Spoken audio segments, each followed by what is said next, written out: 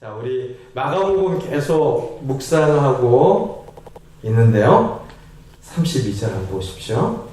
예루살렘으로 올라가는 길에. 오늘 우리가 읽었던 모든 본문 말씀은 이 길 위에서 시작을 합니다. 우리가 마가복음에서 계속해서 길에서 무엇인가를 가르치신 예수님과 그 교훈과 사건들을 보게 되는데요. 이것을 길에서 이루어진 일들이라고 해서 길달락이라고 부른다고 했었죠. 사실은 교실에서 가르쳐야 하는데 예수님의 교실은 길이었습니다. 하나의 도를 가르치신 겁니다. 사실은 진리를 가르쳐서 도라고 이야기하고 진리를 깨우친 사람을 득도했다라고 하는데, 우리는 예수 믿는 도를 배우는 사람들이고 예수님을 따르는 길을 묻고 알아가고 따라 행하며 살기로 믿는 사람들이 성도이죠. 그래서 길에서 예수님께서 가르치신 교훈은 우리로 하여금 그와 같은 제자도를 알고 그 길을 걷는 예수님을 따라 살라라고 요청하시는 겁니다. 그래서 이 길에서라고 하는 이 예수님의 교실에서 이루어진 수업이 저와 여러분들에게는 너무나 중요한데요. 열왕기 상하를 읽다 보면 제일 빈번하게 자주 언급되어지는 죄가 그 자리에 머물러 있었다라는 겁니다. 사람은 조금 익숙해지고 편해지고 그러면 그 자리에 머물기를 원합니다. 예수님의 제자들이 변화산에서 은혜를 받고 난 이후에 주님 여기가 좋사오니 초막셋을 짓기를 원합니다. 이 변화산에서 내려가기 싫다는 거죠.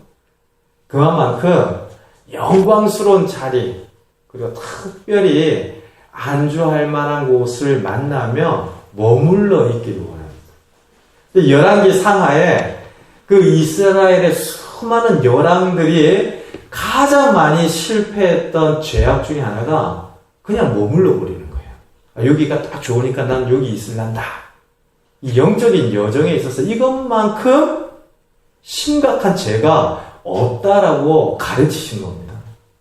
예수님께서 제자들을 3년 동안 그렇게 실패하고 어리석고 무지한 제자들이지만 계속 움직이시면서 가르치신 이유는 이후에 깨닫고 예수님을 믿는 모든 제자들과 성도들이 그냥 이렇게 살랍니다 안주하지 않고 평생 동안 예수님을 따라 살겠습니다 이렇게 제자도를 따르는 성도가 되길 원하고 있습니다. 예루살렘에 올라가는 길에서 마지막 수업을 우리가 보게 되는데요. 예루살렘이 어떤 곳입니까? 그 이스라엘 시대 당시의 수도입니다. 그냥 정치, 경제, 행정의 수도가 아니라 정신세계의 중심입니다. 그래서 이스라엘 사람들은 가장 거룩한 곳을 예루살렘이라고 여겼는데 그곳에 성전이 있었기 때문이죠. 그리고 이스라엘 사람들은 예루살렘에 있는 성전을 대신할 수 있는 경남 소재 성전을 따로 만들 수가 없었습니다. 그러니까 하나님을 만나고 하나님께 제사를 드리기 위해서는 반드시 예루살렘의 성전을 향해 순례를 해야만 했어요. 그러니까 저기 여의도 국회의사당을 가지 않더라도 경남도청만 봐도 괜찮다 이런 어떤 정도가 아니라 반드시 하나님께 예배하기 위해서는 그 성전을 향해 사람들이 모였어야 했기 때문에 예루살렘은 중심입니다. 중심. 그런데 그런 중심을 향해 올라가는 길에 제자들의 반응을 한번 보십시오. 32절 보니까 두려워했다. 놀라고 두려워했다라고 이야기합니다. 왜 그 수도를 올라가는데 정신 세계의 중심을 향해 올라가는데 사람들이 놀라고 두려워했을까요? 그 당시에 예루살렘에는 종교 지도자들이 있었습니다. 그리고 예수님을 해방하고 핍박하고 어떻게든 예수님을 죽이려고까지 모의했던 바리새인들이 있었습니다. 그리고 로마와 야합해서 어떻게든 이익이 되는 것이라면 자기 민족의 등을 쳐먹는 것도 불사하는 헤롯 당원들과 같은 사람들도 있었습니다. 그러니까 그 중심을 향해 나아간다는 일이 엄청난 도전과 위험을 마주하는 일이었습니다. 사랑하는 성도 여러분, 우리가 진리를 알면 세상의 무서운 권력과 세상의 힘이 세다는 것을 알게 됩니다. 만만치 않다라는 것을 더욱더 깨달아 알게 됩니다. 예전에 청년들 가르치면서 그 청년들의 기세를 보면 뭐 다 이게 한 손가락 합니다. 이 청년들 중에 제 앞에서 탁자를 치면서 목사님은 왜 그러냐고 이렇게 얼굴 빨개져서 대들었던 청년도 있는데요. 별별 청년들이 다 있었습니다. 근데 뭐 이게 순순히 따르고 뭐 이런 청년들만 있는 게 아니고, 근데 가만 보면 저의 청년 시절도 그랬고 다 그랬거든요. 뭐 20대 때 사실은 다 한 가닥씩 안 하면서 산다는 거, 그건 좀 별로 아닌 것 같아요. 자기 주장, 자기 신념, 자기 가치관, 뭐 이런 것들 다 있는 거죠. 그게 어떻게 드러나는가의 차이가 있지, 그게 순하게 드러나는지, 은근히 드러나는지, 그렇죠? 남이 눈치채지 못하게 나 쪽으로 끌어당기는 것처럼 드러나든지, 아니면 대놓고 화를 내면서 드러내든지, 이런 차이가 있지, 다 그런 자기 중심입니다.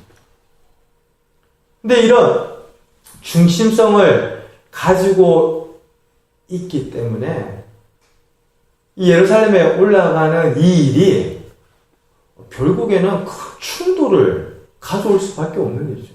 왜냐하면 이미 중심이라고 여기는 질서가 있고 기득권을 가진 사람들이 있는데, 새롭게 예수님을 따라 움직이기 시작한 제자들이 예루살렘으로 들어간다.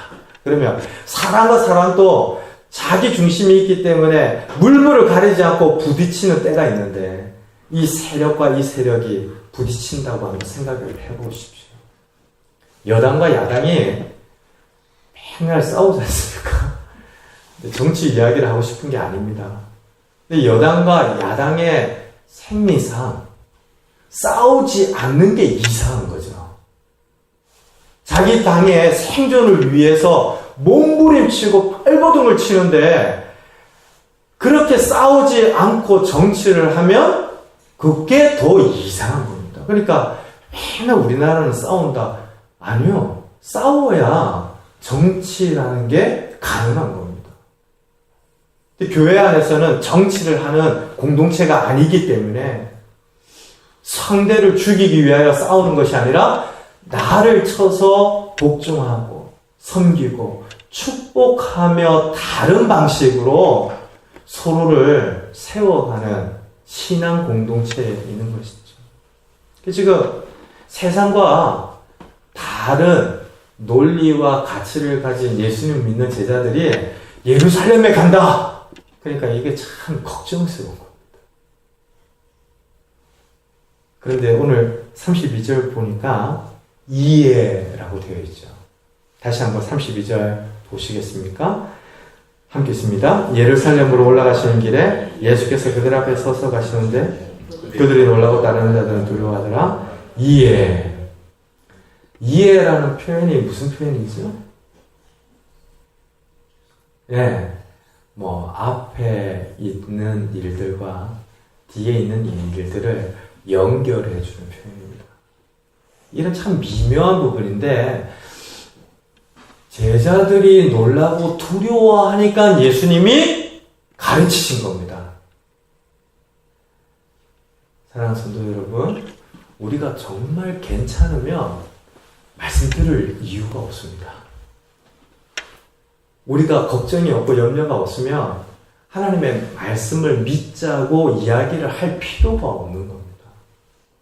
사실은 놀라고 두려워하고 걱정하고 염려하는 것이 우리의 본성적인 일인데 그런 우리들을 긍휼히 여겨주시면서 하나님께서 진리의 말씀으로 일깨워 주시는 것이죠. 사실은 이 세상의 가치와 드러난 평가의 기준들로 우리를 생각하면 진짜 우리보다 더 뛰어난 사람들 앞에서는 기가 죽어요. 나보다 못한 사람들 앞에서는 기가 살아요. 저는 예전에 섬겼던 교회가 우리나라에서는 제일 손꼽는다고 하는 이 S대 출신들이 한 90%가 넘는 95%에 가까운 교회에서 잠깐 섬긴 적이 있었거든요. 근데 이 교회에 소위 SKY 그래가지고 뭐 스카이 뭐 저 하늘에 있는 대학들이다 뭐 그런 이야기로 뭐 말하는 통칭되는 대학이 있는데 이 S대학의 출신들이 한 90%가 넘게 모여 있다 보니까 다른 연대, 이대, 고대 진짜 좋은 학교들이에요. 그런데 이 연대, 이대, 고대 학생들이 와서 견디지를 못하는 거예요. 왜 그런가 제가 유심히 봤더니 가방도 S 마크가 있는 거, 볼펜도 학교 매점에서 산 S 마크가 있는 거, 그리고 뭐 노트도 S자 표기가 되어 있는 노트를 가지고 성경 공부한다고 막 쓰고 모임을 하고, 제가 지금 우습게 말씀드린 겁니다. 가방이나 펜이나 노트에만 그 S자를 달고 있는 게 아니라 삶 전체, 생각과 말하는 것 전체에 S자를 달고 있는 지체들이 있더라고요. 그러니까 정말 주 안에서 한 형제여 신앙 공동체를 이룰 수 있겠다라고 찾아왔던 다른 KY 대학의 학생들이 견디지를 못하고 왔다가 떨어져 나가는 걸 봤는데요. 더 재미난 것은 그 S자가 붙어있는 학생들이 KY 붙어있는 학생들 앞에서는 기가 살아요. 그래서 성경 공부를 인도하다가 제가 속이 뒤집어질 뻔한 적이 한두 번이 아닙니다. 뭐 말을 하는데 별것 아니 너무 쉬운 말 있잖아요. 쉬운 말들을 꼬아서 뭐 현상적으로 뭐 이제 그 책에서나 본 듯한 용어를 가져다가 쓰면서 뭐 질문을 하기도 하고 상대에게 날카롭게 되돌려서 묻기도 하고 말을 끊기도 하고. 그래서 제가 참 그 하나님이 참 어떤 사람은 육체의 연약함으로 긍휼히 여길 만한 이유가 되게 하시고, 또 어떤 분들은 경제적인 실패로 하나님이 긍휼히 여길 만한 기도의 제목이 되게 하시고, 또 어떤 분은 정말 가정에 뜻하지 않는 갑작스러운 일들이 그런 기도의 제목이 되게 하시잖아요. 근데 제가 만났던 그 청년들은 저 교만함, 자기보다 다른 어떤 비교 면에 있어서 뭐 공부를 좀 안 했다라든지 학교가 달랐다든지 이런 거에 대하여서 굉장히 얕잡아 생각하는 저 교만함, 저게 하나님 앞에서의 기도의 제목이다. 저는 그렇게 생각을 하면서 가르쳤거든요. 근데 그 사역을 하는 중에 놀랬던 건 이 친구들이 저기 외국에서 공부하고 온 지체들을 만나면 한 발 뒤로 물러서는 거예요.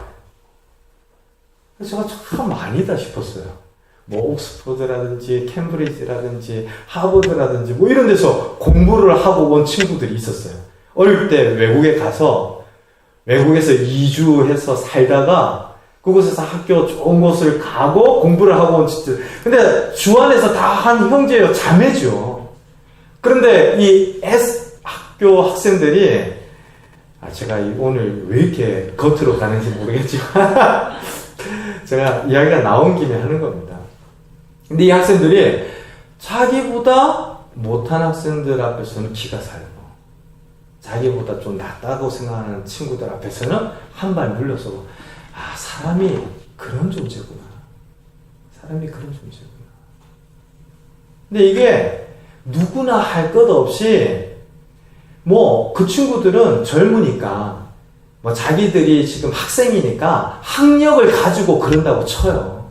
어른들은 이미 그 학력이라든지 이런 문제들이 지나고 난 다음에는 차 가지고 집 가지고 자녀들이 잘 된 것 가지고 그렇게 비교하고 견준다라고 생각을 하면 저기 어린아이들이 딱지 많이 모은 거 가지고 의기양양하고 구슬 몇 자루 가진 거 가지고 세상 다 얻은 것처럼 여기는 것과 별반 다르지 않는 논리 속에서 계속 살아가고 있더라고요. 근데 지금 예루살렘에 올라가면서 제자들이 놀라고 두려워하는데 그래서 예수님이 그 놀라고 두려워하는 뿌리, 배경 이걸 아시고 말씀으로 바로잡아 주시죠. 그건 세상이 결코 이길 수 없고 영원하지 않다. 그리고 예루살렘에 올라가는 이 일이 결코 패배하는 일이 아니다라고 말씀해 주십니다. 33절부터 34절인데요. 주위에서 한번 같이 읽어보십시다. 보라, 우리가 예루살렘에 올라가느니 인자가 대제사장들과 서기관들에게 넘겨주심에 그들이 죽이기로 결의하고 이방인들에게 넘겨주겠고 그들은 능욕하며 침뱉으며 채찍질하고 죽일 것이나 그는 3일 만에 살아나리라 하십니다. 순환에 관한 예고를 해주십니다. 그래서 순환 예고다라고 이야기를 하는데요. 말씀 그대로 장차 예수께서 당할 일을 말씀해 주시죠. 이와 같이 말씀하신 적이 지금 마가복음의 3번째입니다. 근데 이 3번째 예고가 마지막 예고편이고 그 다음에는 십자가 본방이 시작이 되었다라고 해도 틀린 말이 아닌데요. 이 3번째 예고를 어떤 순간에 하셨는지를 보자는 겁니다. 예루살렘에 올라가는 길에 놀라고 두려워하니까 이에 예수님께서 장차 이루어질 일들을 말씀해 주셨습니다. 그렇다면 예수님께서 이 말씀을 하신 목적은 더 겁을 먹으라고 하시는 겁니까? 두려워하지 말라고 말씀하시는 겁니까? 저 예루살렘에 올라가는 일을 두려워하고 놀라며 주저하고 머뭇거리라고 하시는 말씀이 아니라 그곳으로 올라가면 핍박도 있겠고 박해도 있겠지만 반드시 이긴다. 그 말씀을 하시기 위해 지금 순환 예고를 하셨다는 거죠. 그리고 그 순환 예고에 33절은 죽임을 당하고 능욕을 당하고 채찍질을 당하는 것이지만 34절 끝부분 보십시오. 그는 같이 있습니다. 그는 3일 만에 살아나리라. 그러니까 순한 예고만이 아니라 승리의 예고이죠. 사랑하는 성도 여러분, 우리 주님께서는 이 세상을 이기셨습니다. 예수님을 믿는 저와 여러분도 이기게 하실 줄로 믿습니다. 만약 그것이 없으면 죽음 아래 허무함을 어떻게 극복합니까? 세상 아래 해 아래 새 것이 없는데 어떻게 이 땅의 것이 영원하지 않다라는 사실을 알면서 살아갈 수 있겠습니까? 사람들 보십시오. 영원한 세계를 깨닫지 못하면요, 이 땅에서 누리고 더 많이 모으고 더 많이 쌓는 것이 전부라고 여기며 삽니다. 인색하고 그 일들 외에는 잘 몰라요. 근데 우리는 이곳에서의 삶이 전부가 아니라 하나님의 세계가 있다는 것을 알죠. 앞서 예수님께서 제자들에게 말씀하여 준 것처럼 10장 30절 보세요. 같이 한번 읽을까요? 현세에 있어 집과 형제와 자매와 어머니와 자식과 전토를 100배나 받되 박해를 겸하여 받고 내세 영생을 얻지 못할 자가 없느니라.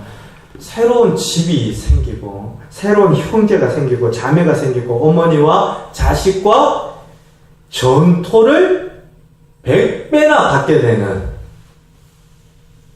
이 놀라운 비밀을 우리는 믿기 때문에, 영원한 세계를 알기 때문에 깨닫게 됩니다. 그래서 교회 공동체가 또 다른 집이구나. 주 안에서 만나는 성도들이 내 형제요 자매구나. 예수님을 믿지 않는 영혼도 예수님을 믿고 있는 나처럼 귀한 영혼이구나. 그래서 예수님을 믿고 알게 되면요, 그 믿음의 지경이 이전에 내가 가졌던 나 중심의 세계보다 더 넓어지고 드넓어지는 일들을 경험해 갑니다. 100배나 받는다는 게 그런 말이에요. 근데 이런 신앙 안에서의 변화들이 순환만 있거나 박해만 있다면 예수님은 어떻게 제자들에게 따라오라 제자도를 가르치시겠습니까? 예수님께서는 놀라고 두려워하는 제자들에게 그것만 있는 게 아니라 내가 3일 만에 다시 살아난다. 승리의 예고를 3번씩이나 하신 것이죠. 사랑하는 성도 여러분, 저와 여러분들이 반드시 이기게 되어 있습니다. 지금 우리가 겪고 있는 일들은 최종판이 아닙니다. 하나님께서 우리들에게 주시는 가장 좋은 것은 아직 우리에게 오지 않았습니다.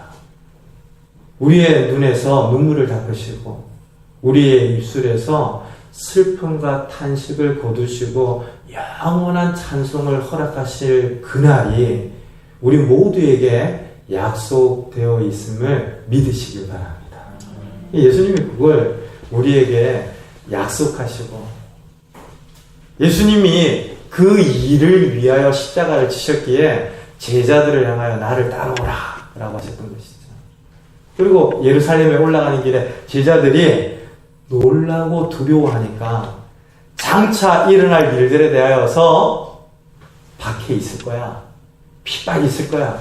내가 가서 죽임을 당할 거야. 그런데 아니, 3일 만에 내가 다시 그 죽음을 이기고 살아나게 될 것이다. 근데 이 제자들이 끝까지 제대로 들었어야 되는데 반만 듣습니다. 반만. 죽임을 당하고 고난을 당하고 이것만 듣고 예수님이 하신 승리의 예고편은 빠뜨려 버립니다. 승리의 예고가 없는 순환의 예고는 부담스럽죠. 아니, 교회 갔더니 영원한 세계의 영광과 하나님 자녀가 되는 특권과 권세는 없고 온통 성도는 이렇게 살아야 합니다. 이렇게 살아야 합니다. 죄를 멀리해야 합니다. 이것만 있다면 우리 신앙생활이 얼마나 퍽퍽하겠습니까? 지금 예수님께서 제자들을 향하여 순환도 있을 거야, 박해도 있을 거야 말씀하셨는데요. 있습니다. 진리 때문에 생겨나는 고단함들이 있습니다.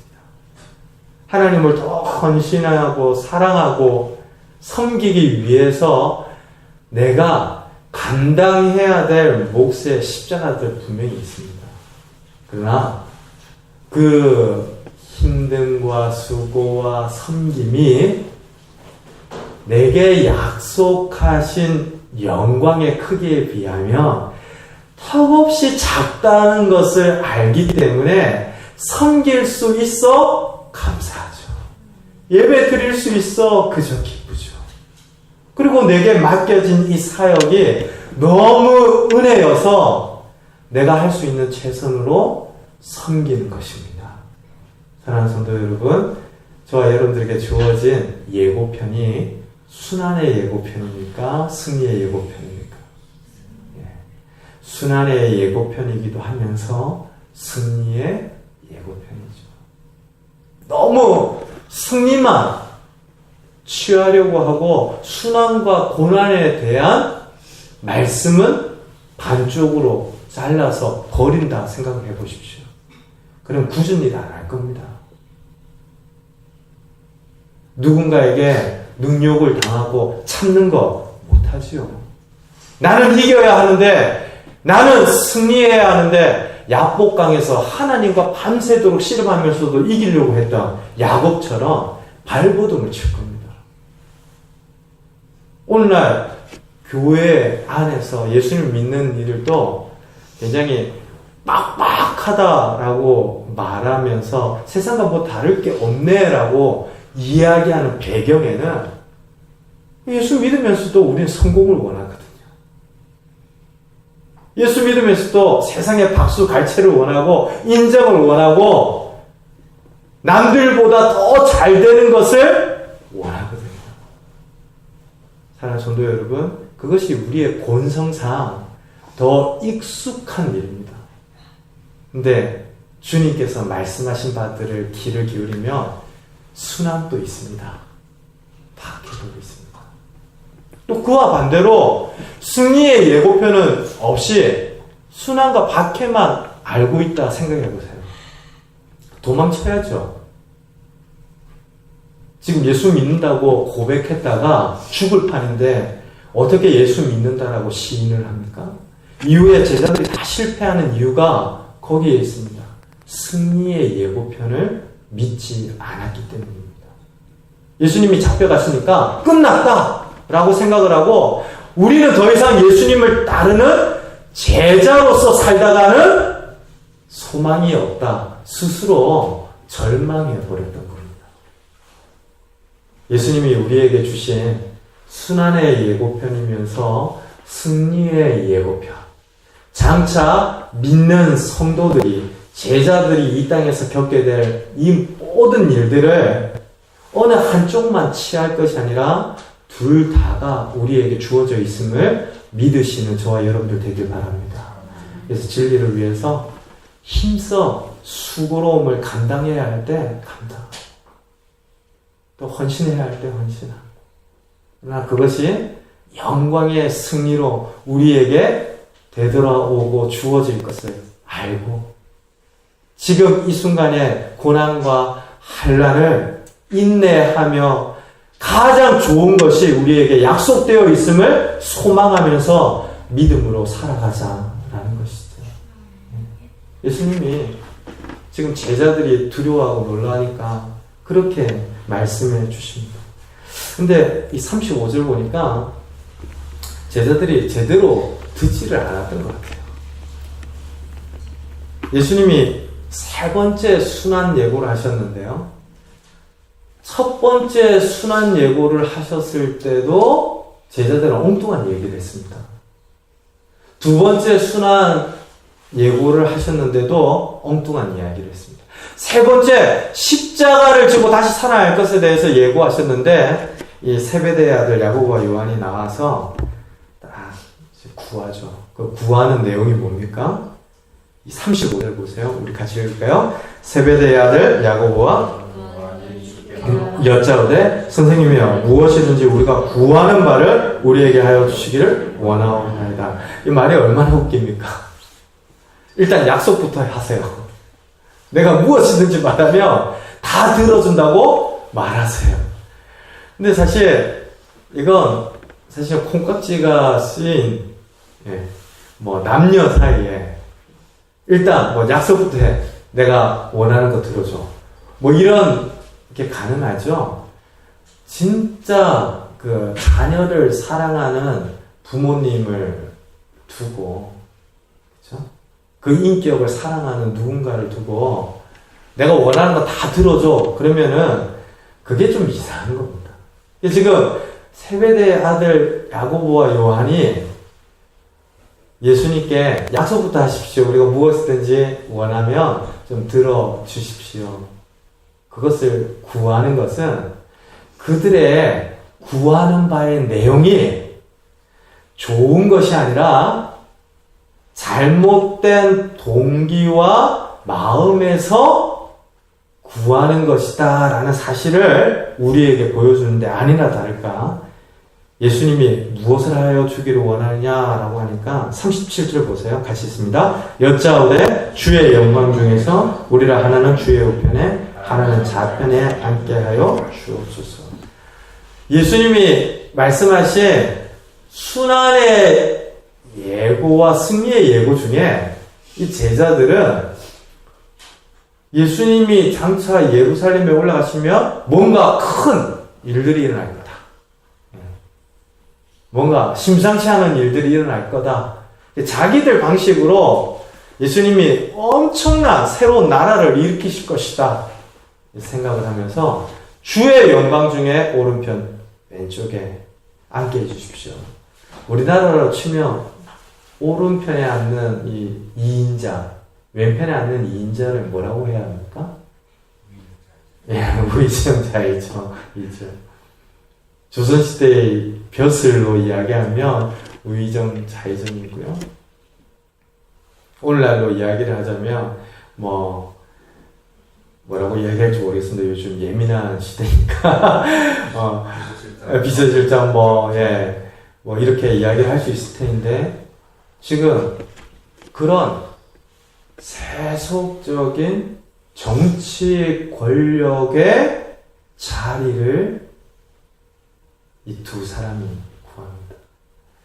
예수님은 끝까지 십자가를 져야 하고 박해를 받고 죽임을 당하여야 하고, 그래서 다시 살아나야 너희도 산다, 우리도 새로워진다, 이 말씀, 하나님의 복음을, 진리를 가르치시는데, 이 제자들 중에 야고보와 요한이 전혀 엉뚱한 큰 자리, 높은 자리, 그래서 많은 사람들을 내려다보면서 큰 소리 칠 수 있는 자리를 구하고 있었던 겁니다. 앞서도 잠깐 말씀드렸지만 오늘날 크리스찬들도 큰 소리 칠 수 있는 자리 좋아합니다. 그래서 교회 안에서 직분 때문에 시험 드는 일들이 한두 번이 아니고요. 큰 교회, 작은 교회 때문에 생겨나는 싸움들이 너무나 많습니다. 근데 하나님 앞에서 생각하면 웃긴 거죠. 사람의 편에 생각하면 내가 신앙생활을 30년 했는데 안수 집사가 안 된다, 장로가 안 된다, 그게 좀 이상한 거지만 하나님 앞에서는 전혀 이상한 게 아닙니다. 근데 지금 제자들이 우리가 예수님을 따라다녔으니까 이 정도 자리는 보장해 주십시오, 이걸 이제 이야기를 하는 거죠. 그런데 재미난 건 41절 한번 보십시오. 우리 41절 같이 읽습니다. 10 제자가 듣고 야고보와 요한에 대하여 화를 내거늘. 다른 제자들이 야고보와 요한이 예수님께 가서 오른편 자리, 왼편 자리 주십시오라고 말한 것을 듣고는 화를 냅니다. 왜 화를 냈겠습니까? 너는 예수님이 가시려는 길을 왜 깨닫지를 못하고 그렇게 예수님의 마음을 근심케 하냐? 이것 때문에 혼을 낸 게 아니고 치사하게 너희 둘만 가서 예수님 옆에서 사바사바 애교를 부렸냐? 너희는 우리를 배신했다. 그러면서 나머지 10 제자도 이 세베대의 아들 야고보와 요한처럼 똑같은 생각을 가지고 있었다라고 성경이 이야기를 하는 겁니다. 예수님은 예루살렘으로 올라가는 길에 더 많은 사람들을 살리시기 위해 내가 죽임을 당해야 돼. 그러나 나는 죽음을 이기고 다시 산다.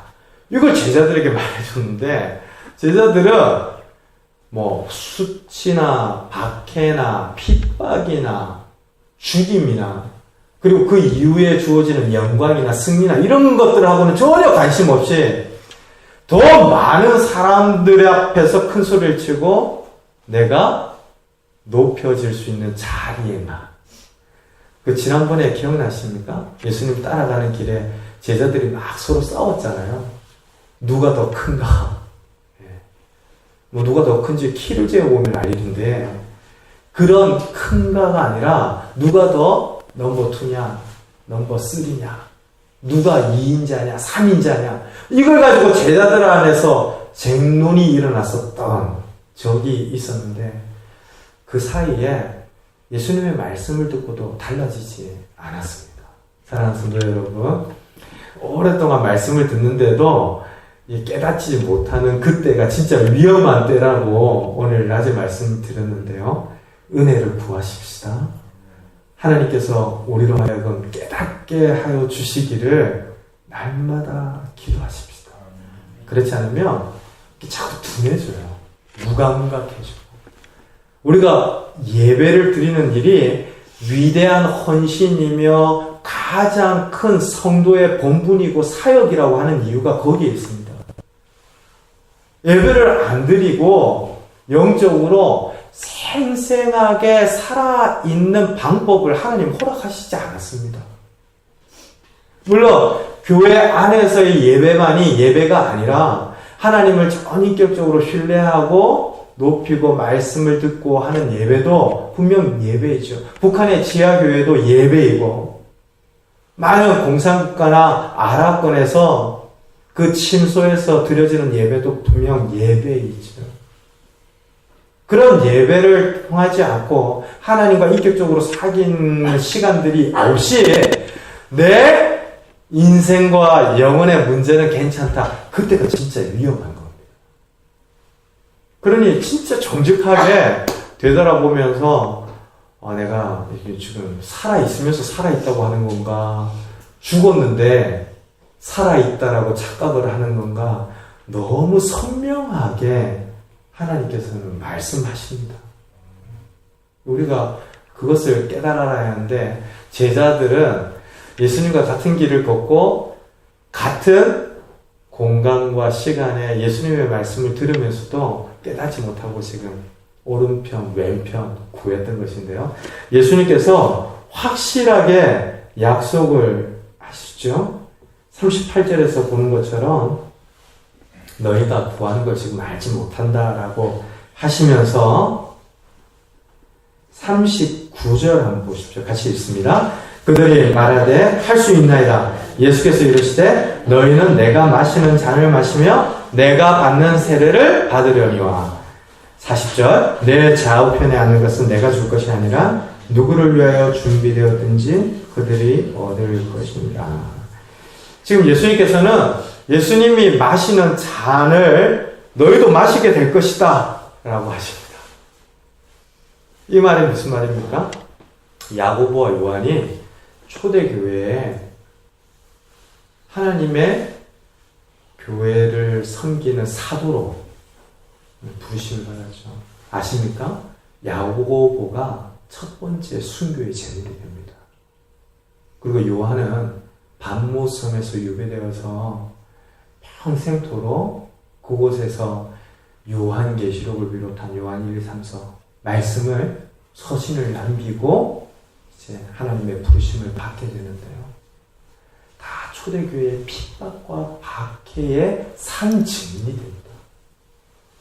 지금 이들이 구하는 것들을 깨닫지 못하여서 큰 자리, 큰 소리 칠 수 있는 영광을 구하지만 예수님이 십자가에서 죽으시고 다시 살아난 이후에 제자들도 죽은 자와 같이 절망했다가 바닥을 치고 다시 일어설 때 깨달아 알게 될 터인데 그때는 내가 지금 마시는 이 잔, 십자가의 이 길 너희들도 걷게 될 거다. 지금 장차 당할 일들을 미리 말씀하여 주시죠. 신자가 아닌 분들은 결코 핍박이 없습니다. 물론 살면서 고생은 있겠죠. 근데 그 고생을 성경이 이야기하는 핍박이라고 하진 않습니다. 근데 예수님을 믿는 신자라면 예수님이 겪는 그 일들 다 겪으면서 살아가게 될 터인데요. 그럴 때에 우리가 우리에게 주셨던 예수님의 그 말씀을 기억해야 할 줄로 믿습니다. 죽은 당한 이후에 3일 만에 다시 살아나리라. 우리가 지금 잠시 잠깐 이와 같은 어려움과 고통과 환난을 만나지만 하나님 다시 일으켜 주실 것이다. 영원히 우리에게 약속하신 그 일들을 이루실 것이다. 그 믿음으로 저와 여러분들은 살아가는 성도인 줄로 믿습니다. 지금 제자들에게 예수님이 그와 같은 미래 일들을 이야기하시면서 누가 좌편에 앉게 될지 우편에 앉게 될지 그건 주고받을 수 있는 성격의 일이 아니다라고 하세요. 하나님께서 누군가를 허락해 주시고 예비하여 주신 그 사람을 이렇게 앉히실 텐데 분명한 것은 섬기는 자가 제일 크다라고 다시 한번 되짚어 주셨습니다. 사랑하는 성도 여러분, 이번 주 명절이지요? 고난의 행군이 따로 없다. 그래서 예전에 제가 만났던 한창 이제 젊은 지체들이 결혼해서 새로운 가정을 꾸리면 이제 20대 혼자서 정말 공주처럼 지냈던 자매들이 결혼해서 시집살이 하면서 저한테 와서 하소연을 참 많이 했거든요. 목사님이 결혼하고 나면 자매들이 시금치도 안 먹는데요. 시금치. 왜? 그 씨자 들어간 건 다 먹는데요. 그러면서 명절 때마다 그런 엉뚱한 이야기를 하고, 근데 그 마음이 어떤 마음인지를 조금은 이제 느껴지는 때가 있더라고요. 근데 그 일들을 앞두고 있는 지금 시점에 다시 한번 우리에게 보장된 약속과 예수님의 교훈이 무엇인지를 한번 곰곰이 생각해 보십시오. 섬기는 자가 제일 큰 자인 줄로 믿습니다. 일상의 질서는 많은 이들에게 섬김을 받는 사람이 큰 자인 것처럼 말하고 부추기고 여기도록 하지만 하나님은 더 많은 이들을 섬기고 돌보고 돕는 이들이 제일 큰 사람이다 라고 하십니다. 자기 자신을 주장하면 한 사람도 섬기기가 어렵지만 나 자신을 조금 뒤로 하고 나와 같은 이들을 사랑하면 그때부터 진짜 섬긴다라고 하는 것이 가능해지죠. 이번 시월드에 들어가는 명절, 그리고 또 각각 우리가 관계하는 가정, 그리고 공동체 안에서 예수님의 교훈처럼 예수님이 우리를 섬기시기 위해 고난을 마다하지 않고 십자가의 그 길을 가셨던 것처럼 우리도 좀 많이 섬기기 위해서 신자된 영광과 하나님의 약속을 신뢰하면서 우리가 또 감당해야 할 몫들을 기쁨과 감사함으로 감당하는 그런 은혜들이 우리 그사랑교회 모든 성도님들 위에 넘치기를 주님의 이름으로 축원드립니다. 우리 함께 기도하겠습니다.